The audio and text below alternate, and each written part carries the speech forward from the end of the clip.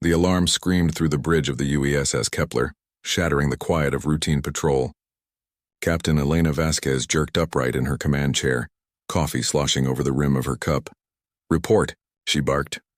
Lieutenant Park's fingers flew across his console, his face pale in the blue glow of the displays.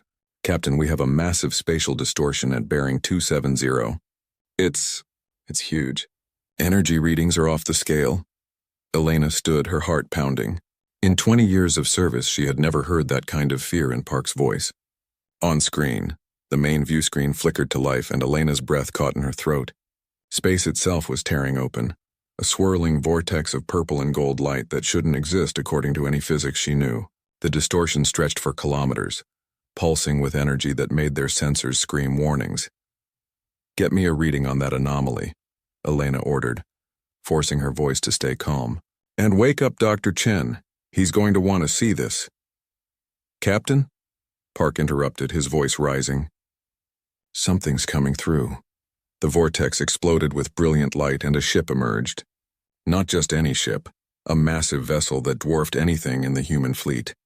Elena squinted at the screen, trying to make sense of what she was seeing. The hull was familiar, the basic structure recognizable as human design, but it had been changed, expanded. The ship bristled with structures that hadn't been there in the original blueprints. "Run identification," Elena said quietly. The computer hummed, processing data. Then it displayed results that made Elena's blood run cold. Ship identified as UESS Prometheus. Colony vessel. Departed Earth orbit January 15, 2177. Status, lost with all hands. "That's impossible," Park whispered. "The Prometheus vanished 170 years ago." Elena stared at the massive vessel on the screen. The Prometheus had been one of humanity's greatest achievements, a colony ship carrying 50,000 people to a new world. It had disappeared into a wormhole that collapsed behind it. Everyone had assumed the ship was destroyed. There had been memorial services, monuments built, families had mourned for nearly 2 centuries. "Life signs?" Elena asked. "Affirmative, Captain. Reading multiple human life signs aboard. Thousands of them." The bridge fell silent. Elena could hear her own heartbeat in her ears. This wasn't possible. This couldn't be real. "Captain, I'm picking up an automated broadcast from the Prometheus," the communications officer reported. "Audio only. It's repeating on all frequencies." "Play it." Static crackled through the bridge speakers, then a voice emerged. It was distorted but unmistakably human. "This is the UESS Prometheus. We have returned. Humanity prevails. We have returned. Humanity prevails." The message repeated over and over like a ghost whispering from the past. "Try to establish direct communication," Elena ordered. "I want to talk to whoever is in command of that ship." Dr. Marcus Chen burst onto the bridge, his hair wild and his shirt buttoned wrong. "I came as fast as I could." "What's the emergency?" Elena pointed at the screen. "We found the Prometheus." Chen's eyes went wide. He stumbled forward, gripping the railing to steady himself. "That's not possible. The Prometheus is ancient history. It's been gone for 170 years.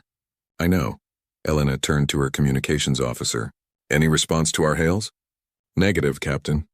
"The ship isn't responding to direct communication. Just the automated message." Elena frowned. Something was wrong here. Very wrong. "What about their energy signature? What are we looking at?" Park pulled up the analysis on his screen, then shook his head in disbelief.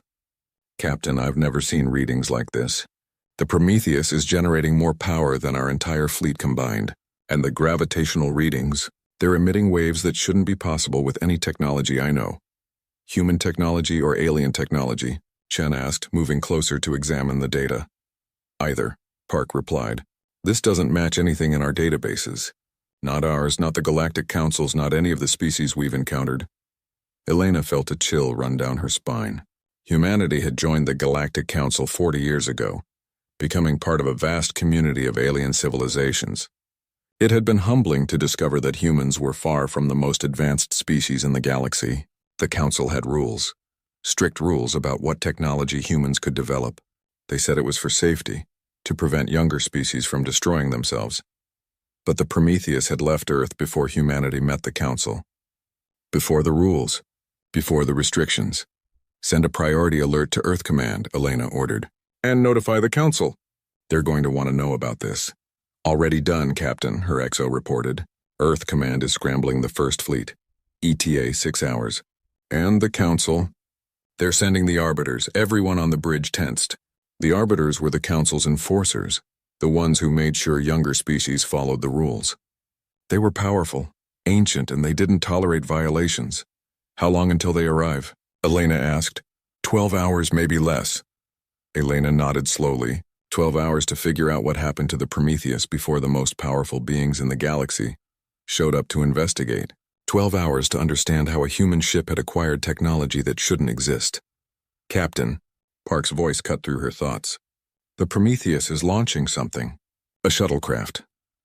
On the screen, a small vessel detached from the massive ship and began moving toward the Kepler. Helena's hand instinctively moved to her sidearm. Battle stations, she ordered. Raise shields. But do not fire unless fired upon. Those are still humans over there. The bridge lights shifted to red as the Kepler's defensive systems came online. Elena watched the shuttle approach, her mind racing. What would she find inside that shuttle? Who would emerge from a ship that had been lost for nearly 2 centuries? The shuttle docked smoothly with the Kepler's airlock. Elena gathered a security team and made her way to the docking bay, Chen right behind her. They stood behind portable shields as the airlock cycled, weapons ready but lowered. The inner door hissed open. Steam billowed out, and through the mist figures emerged. They wore uniforms that Elena recognized from history books, the old Earth fleet design from before the Council contact. But the people wearing those uniforms looked young, healthy, and possibly alive. A tall man with dark skin and calm eyes stepped forward. He carried no weapons. His hands were raised in a peaceful gesture. "Permission to come aboard, Captain," he said. His voice was steady, confident. "I'm Commander Isaiah Grant of the UESS Prometheus." Elena stared at him. According to the records, Commander Grant should have been dead for 170 years.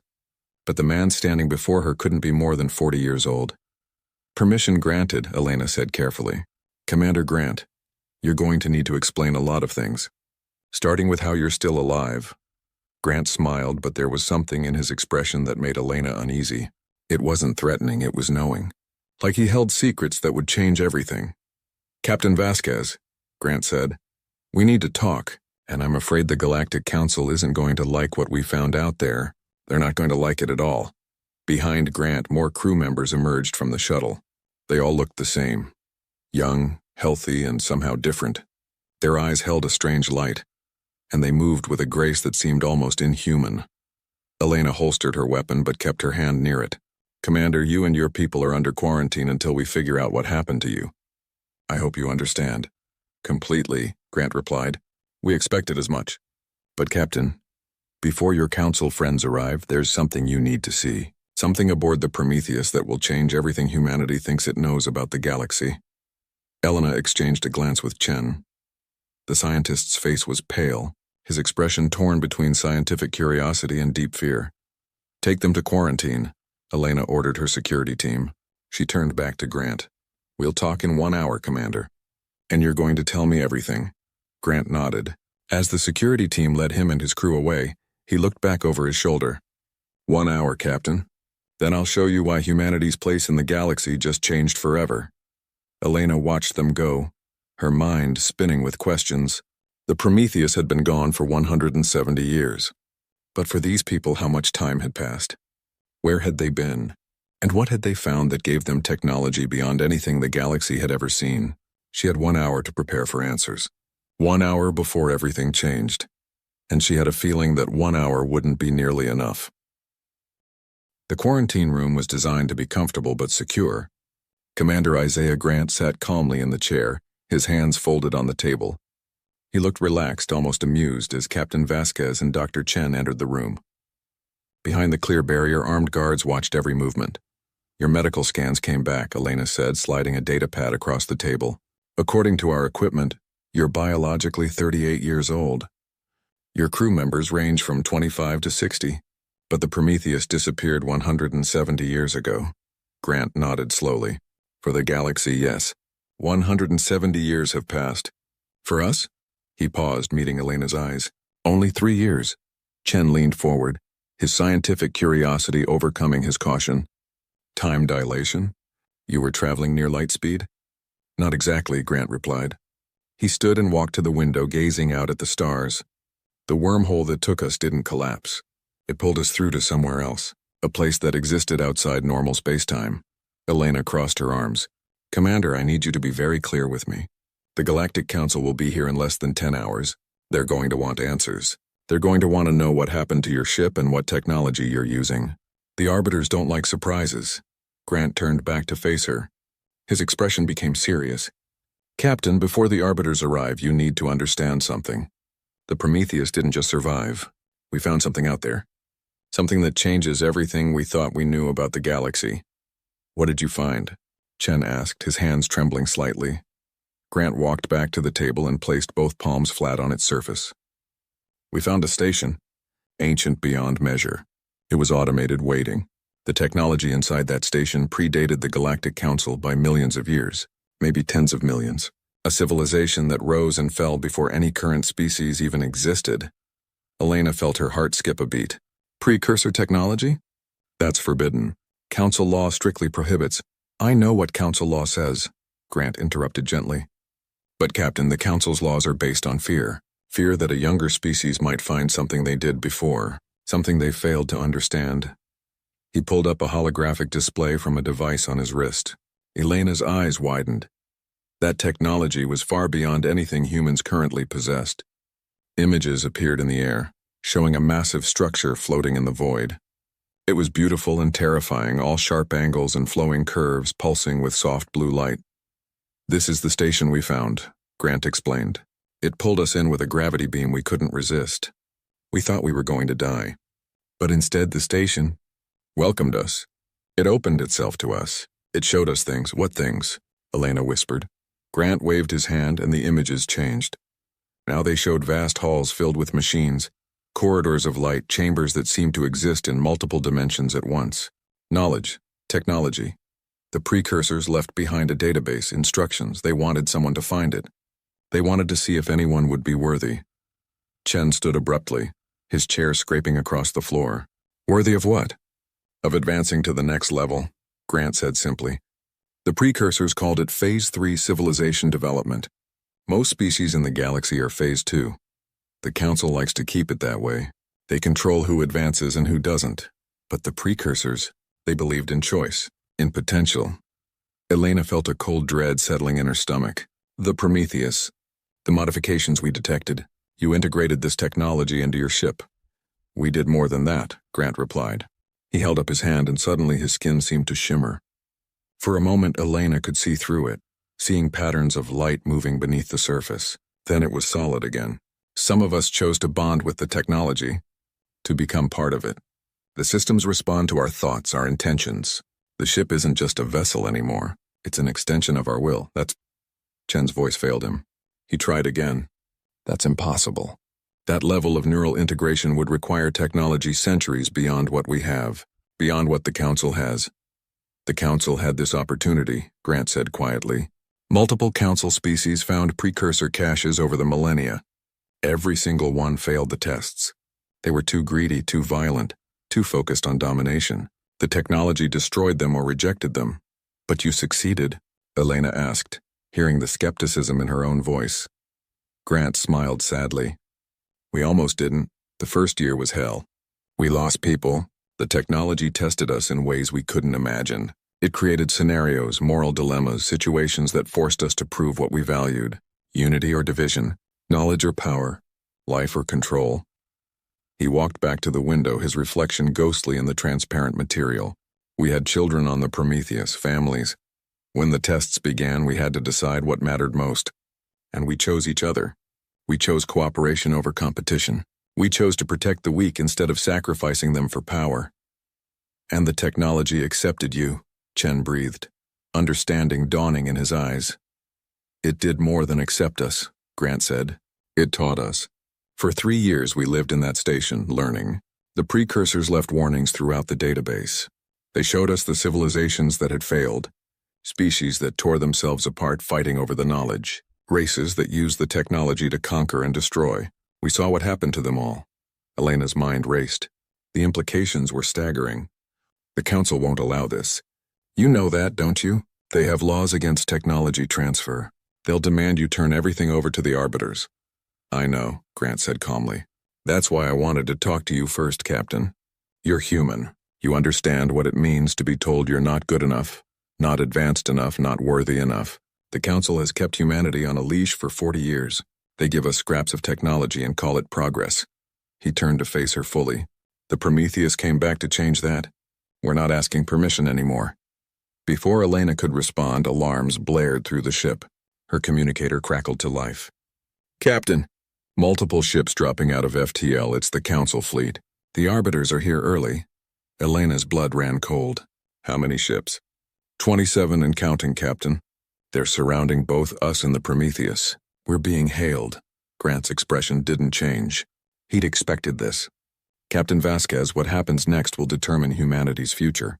You can side with the Council, follow their rules and hope they're merciful, or you can stand with us.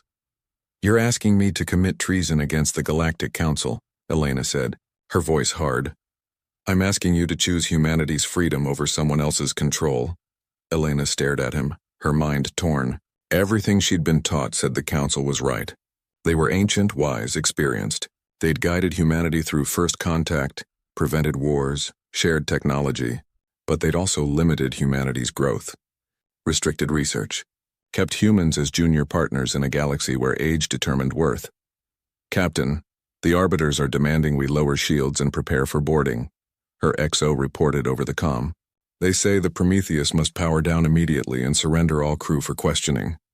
Grant walked to the barrier separating them. They're scared, Captain. The Arbiters aren't here to investigate. They're here to contain us, because we represent something they can't control. Proof that their system is designed to keep species like us in our place. You don't know that, Elena protested. Don't I? Grant pressed his hand against the barrier. Check your databases, Captain. Look up how many times the Council has authorized a younger species to advance beyond their assigned tier. Look up how many times they've shared their most advanced technology. Look up what happened to the species that questioned their authority. Chen was already pulling up the records on his datapad. His face grew paler with each file he opened. Captain. He's right. In the Council's 12,000-year recorded history, they've only allowed 4 species to advance to Tier 2 status. 4 out of hundreds, and the 3 species that openly challenged Council decisions. He looked up, his eyes wide with horror. They're all gone. Listed as extinct due to various causes, Elena felt sick. She'd dedicated her life to the Council's mission. She'd believed in the greater galactic community, but the evidence was right there in the files she'd never bothered to question before. The Prometheus is powering up weapons. Park's voice crackled over the comm, panic clear in his tone. Captain, their energy signature is spiking. It's massive. Whatever they're doing, it's drawing more power than our entire fleet. Grant's eyes met Elena's through the barrier. We're not powering weapons, Captain. We're powering a demonstration. The Arbiters need to understand that humanity isn't helpless anymore, that we have the strength to choose our own path. You're going to start a war, Elena said, her voice barely above a whisper. No, Grant replied calmly. We're going to end one. A war that's been going on for millennia. A war against potential, against growth, against change. The Council has had its way for long enough. The lights on the Kepler flickered. Through the window, Elena saw the Prometheus beginning to glow, energy cascading across its hull in waves of brilliant light. Grant smiled, but there was steel in his expression. What happens next is up to the Council, Captain. They can talk or they can fight. But either way, humanity isn't backing down. We came B, the energy pulse from the Prometheus rolled across space like a wave on an invisible ocean. Captain Vasquez watched in horror as it washed over the Council fleet. One by one, every alien warship went dark. Their running lights died. Their engines shut down. Their weapon systems powered off completely. Only the human ships remained active, their systems untouched by whatever the Prometheus had done. Status report, Elena shouted, running onto the bridge with Grant right behind her. She'd ordered the guards to release him when the pulse hit. They had bigger problems now. All Council vessels are dead in space, Lieutenant Park reported, his voice shaking. Life support is still functioning, but everything else is offline. We're receiving emergency transmissions from multiple ships. They're demanding to know what we did. It wasn't us, Elena said, glancing at Grant. It was them. Grant stood calmly in the center of the bridge, looking at the view screen where dozens of disabled warships floated helplessly. The pulse was non-lethal. Every species aboard those ships is safe. Their life support will remain active, but their weapons and engines are temporarily disabled. Temporarily? Chen asked, staring at the commander. For how long? As long as necessary, Grant replied. Until they're willing to listen instead of threaten. Elena's communicator exploded with incoming calls. She recognized the signal. It was Ambassador Krell of the Arbiters. She accepted the call, and a holographic image appeared above the bridge's central console. Ambassador Krell was massive, even in miniature. The Arbiter stood 3 meters tall, its crystalline body reflecting light in sharp, angry flashes. Its voice was like rocks grinding together, translated by the universal interpreter into words Elena could understand. "What have you done?" Krell roared. "This is an act of war. An unprovoked attack on Council forces." Grant stepped forward before Elena could respond. "Ambassador Krell, I am Commander Isaiah Grant of the UESS Prometheus. What you just experienced was not an attack. It was a demonstration." "A demonstration?" Krell's crystalline body turned a deep, furious red. "You disabled 27 warships. You violated every law the Council has established. This aggression will not stand." "What aggression?" Grant asked, his voice calm and reasonable. "Did we destroy your ships? Did we harm your crews? Did we fire a single weapon? No, Ambassador. We proved a point. We showed that humanity now possesses defensive capabilities you cannot overcome." Another hologram appeared, a Vakor commander, its forearms gesturing wildly, its scaled face twisted in rage. "You dare challenge the Council? You are a Tier 1 species. You have no right to possess such technology." Grant turned to face the Vakor commander. "Who gave the Council the right to decide what we can and cannot possess? Who made you the rulers of technological progress?" "Tradition," Krell boomed. "Millions of years of order. The Council exists to prevent younger species from destroying themselves with technology they don't understand." "And how many species have you prevented from advancing?" Grant asked quietly. The question hung in the air like poison. How many civilizations have you kept under your control by claiming it was for their own good? The bridge fell silent. Even Elena felt the weight of that question. She'd never thought about it before, never questioned the Council's authority, but now, seeing their fleet disabled and helpless, seeing the fear and anger in the alien ambassadors' faces, she began to wonder. "The Prometheus spent 3 years studying precursor technology," Grant continued. "We learned things the Council never wanted anyone to know. We found records, Ambassador Krell. Records showing that your own species discovered a precursor cache 5,000 years ago. You tried to use it for conquest and it rejected you. It destroyed half your worlds before your people gave up." Krell's hologram flickered with fury. "Lies, those records are sealed. Forbidden. Sealed by whom?" Grant pressed. "By the Arbiters? By the Council leadership? You've been hiding your failures for millennia, preventing other species from succeeding where you failed. The precursor technology tests those who find it. It judges them worthy or unworthy.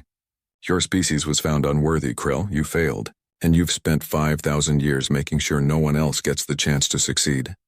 A new hologram appeared, and Elena's breath caught. It was a Sirani, one of the ancient species that had been council members for over 8,000 years. The Sirani elder looked different from the others. There was no anger in its expression, only deep sadness. "Is this true, Krell?" the Sirani asked softly. "Did the Arbiters find precursor technology and fail?" Krell's crystalline body dimmed. For a long moment the Arbiter said nothing.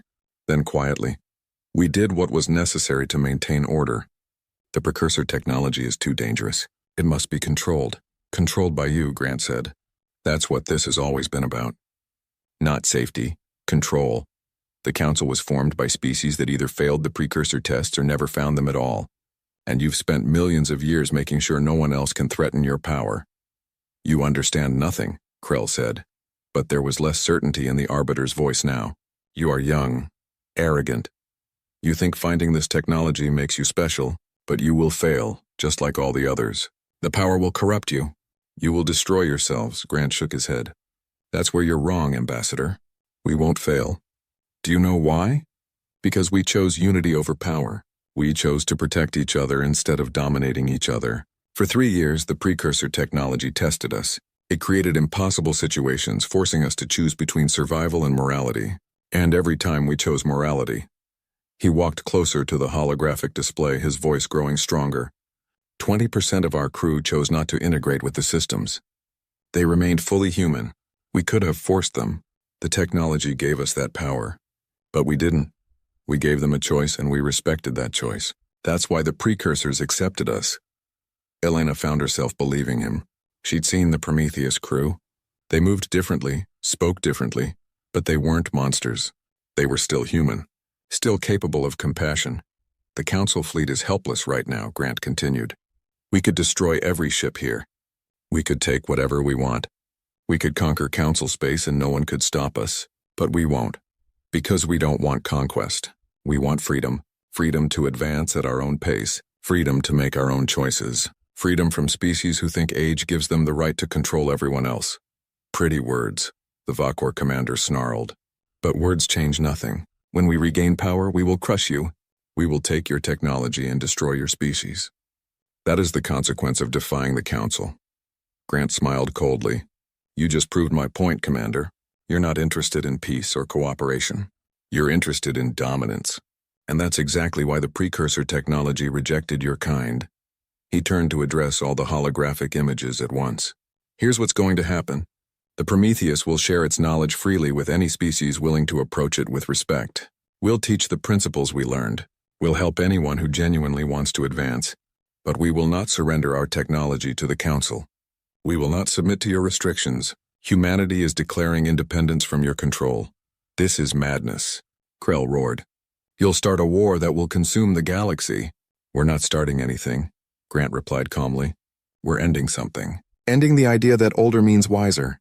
That age grants authority. That one group of species has the right to decide the fate of all others. The galaxy is big enough for everyone to advance at their own pace. The Council just needs to accept that. Elena stepped forward, her heart pounding. She knew what she was about to do would change her life forever. But Grant was right. She'd seen the evidence. The Council wasn't the benevolent guide she'd believed in. It was a control system designed to keep younger species beneath the older ones. Ambassador Krell, Elena said clearly. Captain Elena Vasquez of the UESS Kepler. I am formally requesting that the Council open peaceful negotiations with the Prometheus and its crew. Attacking them would be both foolish and wrong. Krell's hologram turned to face her, and Elena could feel the weight of the Arbiter's fury, even through the transmission. Captain Vasquez, you are a Council officer. You swore an oath to uphold Council law. I swore to protect humanity, Elena replied. And right now, that means protecting the Prometheus from Council aggression. They haven't attacked anyone. They've only defended themselves. If there's a crime here, it's the Council showing up with a battle fleet instead of a diplomatic mission. The Serani elder spoke again, its voice thoughtful. Perhaps the human captain is correct. We arrived with weapons charged and demands ready. We did not come to learn or understand. We came to contain and control. Whose side are you on, Elder Serani? The Vakor commander demanded. I am on the side of truth, the Serani replied. And the truth is that the Council has grown comfortable in its power. We've forgotten that once we too were young. We too faced species more advanced than ourselves. We too wanted the chance to prove ourselves. When did we become the very thing we once feared? Krelso? The shuttle bay of the Prometheus was unlike anything the alien ambassadors had ever seen. The wall seemed to shift and flow, responding to the presence of the visitors. Lights moved beneath the surface like living things. The air itself felt charged with energy. Ambassador Krell stood at the front of the group, its crystalline body dimmed to a cautious amber. Behind the Arbiter came representatives from 17 different Council species. Captain Vasquez and Dr. Chen had joined them, representing humanity's official interests. Armed guards from multiple species flanked the group, weapons ready but not raised. Commander Grant waited for them at the center of the bay, flanked by members of his crew. They all wore the old-style Earth Fleet uniforms, but there was something different about them. They stood too still, too perfectly. Their eyes reflected light in ways human eyes shouldn't. Welcome aboard the Prometheus, Grant said, his voice carrying clearly through the vast space without any visible amplification. Thank you for accepting our invitation. We did not accept, Krell said coldly.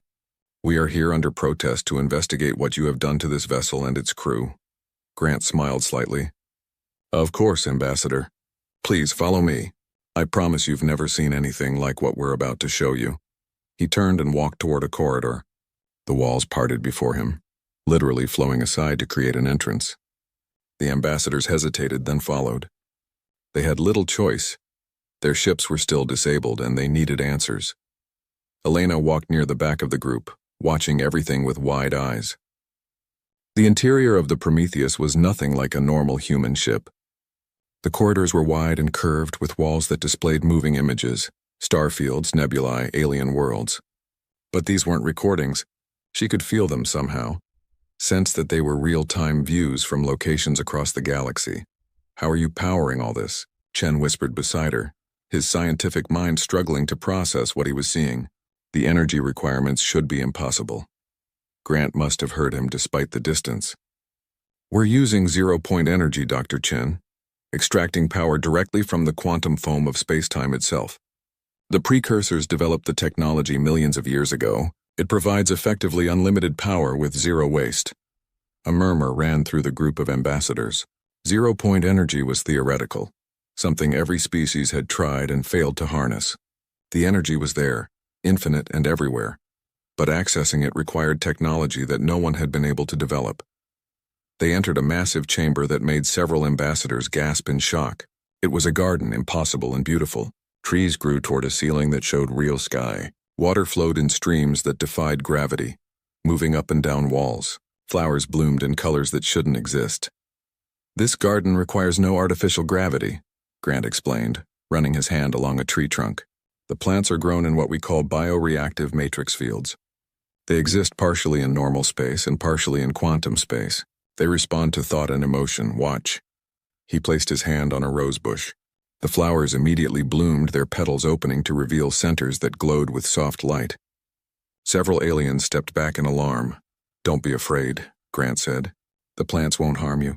They're designed to respond to life, to nurture it. The precursors believed that any truly advanced technology should enhance life, not replace it." "This is obscene," the Vakor commander growled, "mixing biology with quantum mechanics. It violates natural law, does it?" Grant asked mildly. "Or does it simply expand what we consider natural?" The precursors saw no division between organic and mechanical, between thought and matter. They understood that consciousness itself is a quantum phenomenon. They learned to work with it instead of against it. He led them deeper into the ship. They passed crew members who moved with impossible grace, their bodies flowing like water as they performed tasks. In one room, a woman was repairing a complex machine simply by touching it, her hands glowing as the broken parts reassembled themselves. "She's not using tools," Chen breathed. "She's directly manipulating matter at the molecular level." "Correct," Grant confirmed. "Those who chose to integrate with the precursor systems gained abilities that seem like magic. But they're not magic. They're the result of understanding how consciousness interacts with quantum fields. The precursors discovered that thought itself can influence reality at the smallest scales. They learned to amplify and focus that influence." "This is why you were found worthy?" the Sirani elder asked, its ancient eyes studying Grant carefully. "Because you can manipulate matter with your minds?" "No," Grant said, stopping to face the elder. "We were found worthy because we chose not to use this power for dominance. Come, let me show you the heart of the ship, the place where everything changed." They descended deeper into the Prometheus, past levels that seemed to exist in multiple dimensions at once. Elena felt her head spinning as they walked through corridors that were somehow larger on the inside than the outside. Space itself had been folded and compressed in ways that made conventional physics weep. Finally, they reached a chamber at the ship's core. It was vast and circular, with a massive crystalline structure at its center. The crystal pulsed with light, and Elena could hear it. A sound like music, like voices, like the whisper of stars. "This is the interface," Grant said quietly. "The core of the precursor system. When we first found the station, this was inactive. But as we studied, as we learned, as we proved ourselves, it awakened. It's not just a computer or a database. It's something more, something alive in ways we're still trying to understand." He walked to the crystal and placed both hands against its surface. The light intensified, and suddenly the chamber filled with images. Holographic displays showed species after species, hundreds of civilizations throughout galactic history. Elena watched as each one discovered precursor technology and faced the tests. Most failed. She saw species tear themselves apart fighting over the knowledge. Civilizations that use the power to conquer and enslave. Races that let greed and ambition corrupt them. One by one, the precursor systems rejected them, and the species either destroyed themselves or were destroyed by their own creations. The precursors weren't fools, Grant said as the images played. They knew what power does to the unworthy. They built safeguards into every system. The technology itself judges those who use it. It tests for specific qualities: cooperation, compassion, restraint, wisdom. Fail any test and the systems shut down or actively work against you. A new image appeared, the Arbiters, 5,000 years ago. Elena watched as Krell's ancestors discovered a precursor cache. She saw them immediately try to weaponize it, try to use it to dominate other species. The precursor systems fought back, unleashing energy that devastated entire worlds before the Arbiters abandoned their efforts. Krell's crystalline body had turned deep purple, a color Elena had never seen in an Arbiter before. Shame. This is why the Council fears advancement, Grant continued. Not because younger species might harm themselves, because younger species might succeed where the elder species failed. The Council's laws aren't about safety. They're about maintaining power structures that benefit those who've already failed their tests. That's not true, the Vakor commander shouted. The Council exists to maintain order. Does it? Grant waved his hand and new images appeared. Look at your own history, Commander. 3,000 years ago, your species was exactly where humanity is now, young, ambitious, eager to advance. The Council restricted your technology, kept you dependent. When you protested, they sent the Arbiters to enforce compliance. You've been a Council member for 1,500 years, but you've never been allowed to develop beyond Tier 2 technology. Why? Because the elder species don't want competition. The Vakor commander's scales flushed with anger, but the alien said nothing.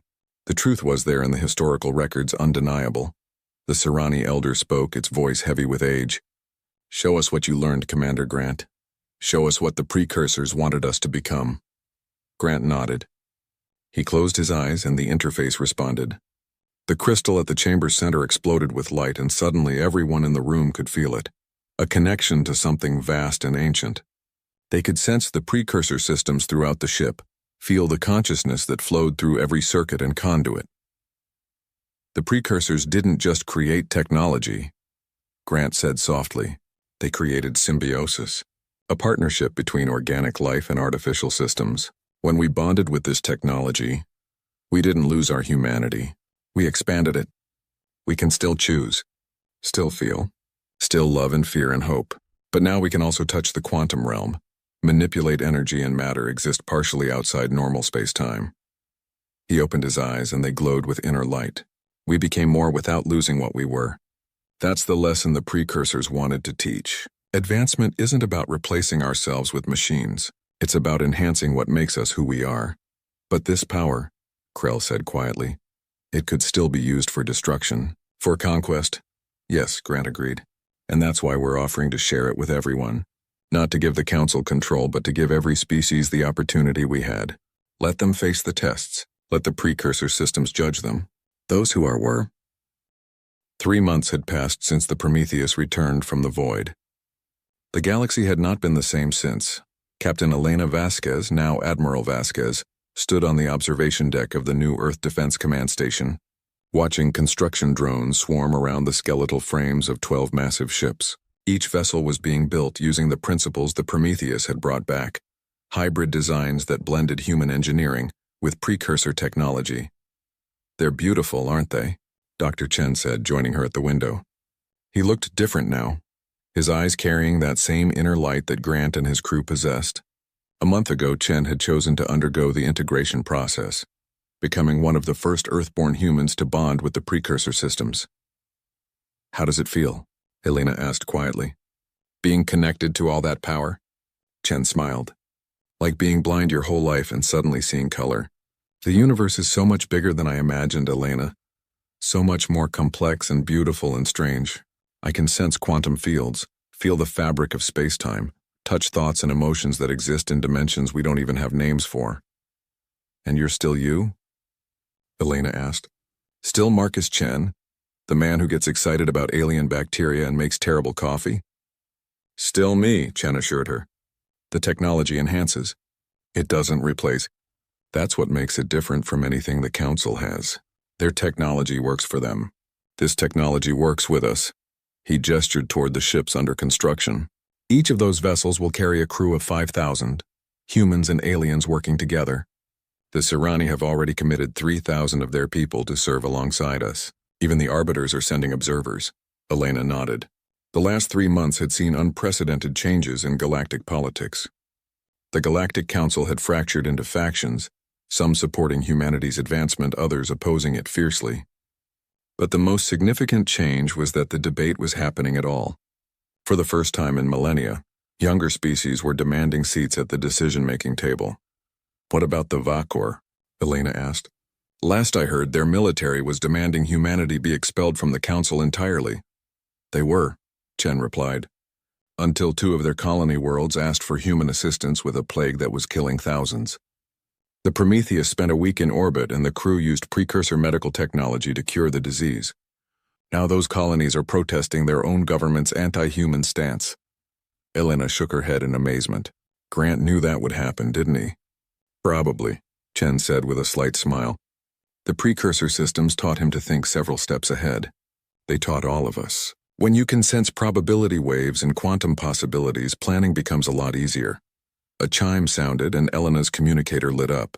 She tapped it, and Commander Grant's face appeared in a holographic display. Admiral Vasquez, Grant said with a slight smile. I hope I'm not interrupting anything important. Nothing that can't wait, Elena replied. How's the mission going? Grant was aboard the Prometheus, which was currently en route to the 4th sector of Council space. They were on a diplomatic tour, visiting species that had expressed interest in learning about precursor technology. Better than expected, Grant said. We've just received formal applications from 7 species requesting access to the precursor tests. The interface is evaluating their submissions now. 7 species? Elena repeated. That's more than we expected. Word is spreading, Grant explained. The Council can't suppress information the way they used to. Too many people want change. Too many species are tired of being told they're not ready to advance. He paused, his expression becoming serious. Elena, there's something else. We detected unusual quantum signatures in deep space. They match the pattern of precursor stations. We think there might be more out there waiting to be found. Elena felt her heart skip a beat. More stations? How many? Unknown, Grant admitted. But if the precursors left one for us to find, they likely left others. The galaxy might be full of opportunities we never knew existed, or full of dangers, Elena said quietly. If other species find precursor technology and fail the tests, that's a risk, Grant agreed. But it's a risk worth taking. The precursors believed in giving everyone a chance. We have to trust their judgment. If a species fails the tests, the systems will protect against misuse. But if they succeed, the galaxy becomes a better place for everyone. Elena nodded slowly. She'd come to trust Grant's judgment over the past 3 months. He'd proven himself wise and careful, never using the Prometheus's power carelessly. There's one more thing, Grant said. We found something in the precursor database. Records of 6 other human colony ships that disappeared around the same time we did. The Destiny, the Voyager, the Armstrong, the Bradbury, the Jung-He, and the Ibn Battuta. Elena's breath caught. 6 more ships? Are they still out there? We don't know, Grant said. But the precursor stations have a way of calling to those who are lost. If those ships found stations like we did, they might be making their way home. Or they might need help finding the way back. Then we'll find them, Elena said firmly. Every lost human deserves a chance to come home. Grant smiled. I was hoping you'd say that. The Prometheus will begin the search in 2 weeks. We're inviting Council observers to join us. We want them to see that humanity doesn't hide its efforts or work in secret. Everything we do openly. The call ended and Elena turned back to the window. Below the station, Earth spun slowly, blue and green and beautiful. Humanity's homeworld. No longer confined by Council restrictions. No longer limited by other species' fears. Chen stood beside her and together they watched the construction drones work. Do you think the other colony ships are out there? Chen asked. Do you think they found what we found? I hope so, Elena said. And if they didn't, we'll bring them home anyway. That's what the Prometheus proved, that humanity doesn't abandon its own. We were lost, but we found our way back. We'll do the same for anyone else who's still searching. She thought about Commander Grant and his crew, about what they'd endured and what they'd become. 3 years in an alien station, facing tests that had broken countless other civilizations. They could have used their newfound power to conquer, could have claimed Earth as their personal kingdom, could have become tyrants with abilities beyond imagining. Instead, they'd chosen to share, to teach, to lift others up instead of standing above them. That was humanity's real strength, Elena realized. Not the precursor technology or the quantum abilities or the ships that could teleport across space.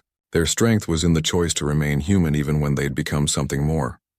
"Admiral," an aide said, approaching from behind, "the Galactic Council has finished their vote. They're broadcasting the results now." Elena and Chen hurried to the command center where dozens of officers were gathered around view screens. The holographic image showed the council chamber, with representatives from hundreds of species assembled. Ambassador Krell stood at the central podium, the Arbiter's crystalline body a neutral gray. After 3 months of deliberation, Krell announced, "The Galactic Council has reached a decision regarding humanity's status and the question of precursor technology access." Elena held her breath.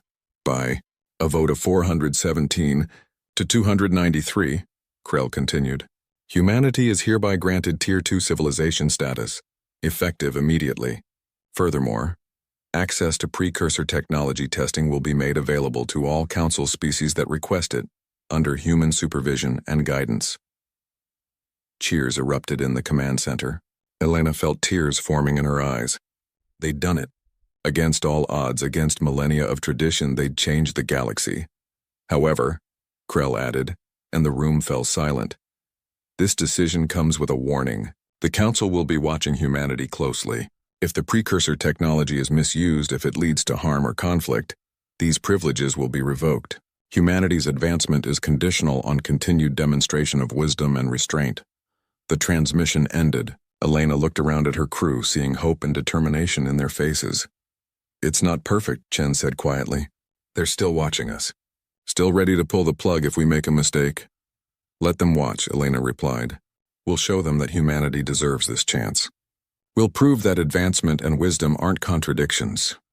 She walked to the window one last time, looking out at the stars. Somewhere out there, 6 colony ships might be searching for home. Somewhere, other precursor stations waited to be discovered. Somewhere, the future was being written, and humanity, once the youngest and weakest species in the Council, was now helping to write it. Elena thought back to the moment when the Prometheus first emerged from that impossible vortex, broadcasting its simple message, "Humanity prevails. We have returned." They had returned indeed, not as conquerors or victims, but as proof that potential mattered more than age, that courage and compassion could overcome any obstacle, that a species could be lost in the darkness and still find its way to the light. The Prometheus had started as a colony ship, carrying humans to a new home. It had become something far greater, a symbol of humanity's resilience, a catalyst for galactic change, a promise that no one who was lost would be forgotten.